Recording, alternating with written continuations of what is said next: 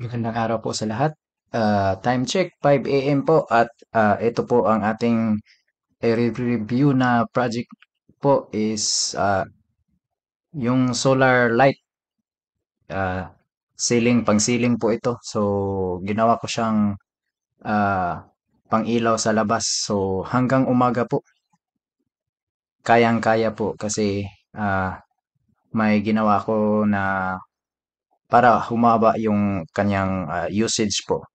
So, ituturo ko sa inyo na nabili ko to through online po.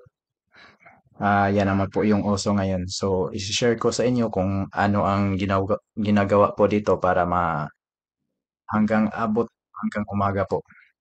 So, ito po siya. So, pang-ceiling po talaga siya. So, napakaganda ng item na ito. Yan, makikita natin na medyo binahaya na ng mga kung ano-ano dyan. So, ito po yung panel niya.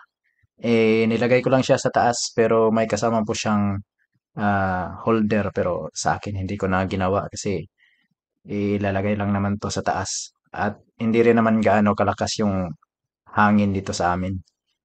So, ang nakaganda nito is automatic na po siya na iilaw kung hindi na siya makadetect ng ah, araw po. So, napakaganda nito kung nasa labas lang ng bahay kasi automatic siya iilaw. So, yan na po. Bubuksan na po natin at matagal na rin to. Matagal-tagal na rin to. Kaya napakaganda ng item na ito. So, ayan. Meaning po niyan is nagcha-charge na po siya. So, subukan nating tanggalin. Ibig sabihin kung kuan wala siyang supply ng kuryente. So, kung wala na siyang maditik na araw, yan. Tingnan natin kung kuan. Automatic po siya. Yan po. So, di ganong kalakas yung ilaw. Sakto lang na ah, pang kuan sa labas ng bahay. Kasi hindi rin siya masyadong attractive sa mga insects. So, di ko rin tinanggal yung normal na ilaw na kuan, 220 volts kasi kung kailangan natin ng medyo mas malakas na ilaw. So, inano pa rin natin, backup na ilaw. So, ngayon, bubuksan natin guys.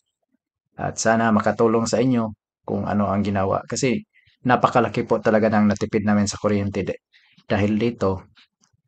Kasi kung yung 220 volts na normal na ilaw hanggang umaga tapos apat, nako, malaki-laki po yun. So, dahil dito, ah malaki po yung natipid ko ng kuryente sa kuan dahil sa extra na mga ginagawa ko dito.